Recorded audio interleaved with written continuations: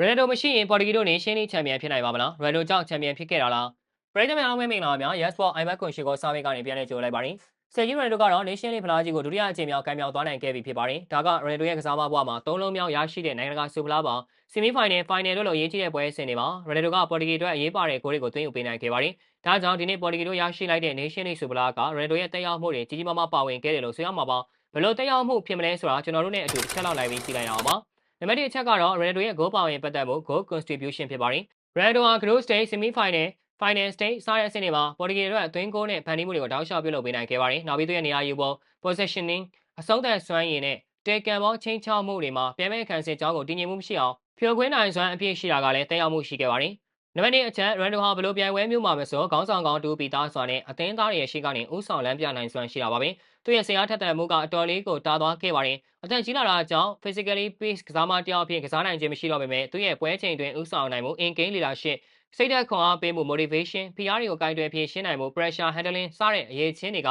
team moral ကိုတက်စေခဲ့ပါတယ်။နံပါတ်3ချက်ကတော့ Rando ရဲ့ပွဲအတွေ့အကြုံများပြားမှုနဲ့ပွဲကြီးကစားမ big game player ဖြစ်နေစေဆိုတဲ့အချက်ကလည်းပေါ်တူဂီအတွက်အတော်လေးတက်ရောက်မှုရှိစေခဲ့ပါတယ်။အရေးအကြောင်းရဖြစ်နေပြီဆိုရင် Rando ကိုပိုင်ဆိုင်ထားတာကြောင့်ပေါ်တူဂီကခေါင်းလုံးပိုသားခဲ့ပါတယ်။ Nation League Final ကဲတော့ high stake ဂိမ်းတွေမှာ Ronaldo လိုအတွေ့အကြုံရှိတဲ့ကစားမတူဟာစိတ်တည်ငြိမ်မှုနဲ့ထိန်းချုပ်နိုင်မှု claim and control ကိုကောင်းစွာပြသနိုင်ခဲ့ပါတယ်။ Ronaldo ကကိုယ်တိုင်ဂုဏ်မသွင်းနိုင်မှုဆိုရင်တော့မှအသင်းမော်ရီရဲ့ရွေလျားကစားပုံ movement ပွဲအချိန်တန်ဖိုးနဲ့ဆုံးဖြတ်ချက်ချနိုင်မှု decision making တွေမှာကောင်းစွာလှုပ်ဆောင်နိုင်မှုအတွက်ခေါင်းဆောင်မှုပေးပါတယ်။စကလုံးတွေနဲ့လမ်းညွှန်ပြောကြားပေးပါတယ်။နံပါတ်၄ချက်အနေနဲ့ Ronaldo ရဲ့ပြိုင်ဘက်တွေပေါ်လွှမ်းမိုးနိုင်စွမ်းကိုလည်းထည့်ပြောဖို့လိုပါလိမ့်မယ်။ Ronaldo ကအခုအသက်အရွယ်ထိတိုင်ပြိုင်ဘက်တွေအတွက်အိမ်မက်ဆွန်းတွေပေးနေဆဲဖြစ်ပြီးတော့ကိုအသင်းပေါ်တွေကိုလည်းကစားပေါ်ပိုချောင်းအောင်လုပ်ပေးနိုင်စွမ်းရှိပါတယ်။ Ronaldo ကစပိန်နဲ့ပွဲမှာဆိုရင်စပိန်ကွင်းလယ်နဲ့ကန်ဆယ်ဂျာကစပိတ်တွေမှာမကြာခဏနေရာယူစင်းကစားခဲ့ပြီးပြိုင်ဘက်နောက်ခံလူတွေကိုဆွဲခေါ်လာပါတယ်။အကျိုးဆက်အနေနဲ့စပိန်နောက်တန်းမှာဂတ်တွေစပိတ်တွေကြီးမားမားပေါ်လာခဲ့ပြီးတော့ပေါ်တူဂီတောင်ပန်တိုက်စစ်ကစားမားတွေလည်းကစားပေါက်ပိုချောင်ခဲ့ရပါတယ်။ဒါကြောင့် Ronaldo ကပေါ်တူဂီကိုဒီပြိုင်ပွဲမှာအနိုင်ရနိုင်မှုအတွက်တေချာတဲ့ပတ်လည်တစ်ခုဖြစ်ခဲ့တယ်လို့ဆိုရမှာပါ။တကယ်လို့သူသာမရှိခဲ့ရင်ပေါ်တူဂီအနေနဲ့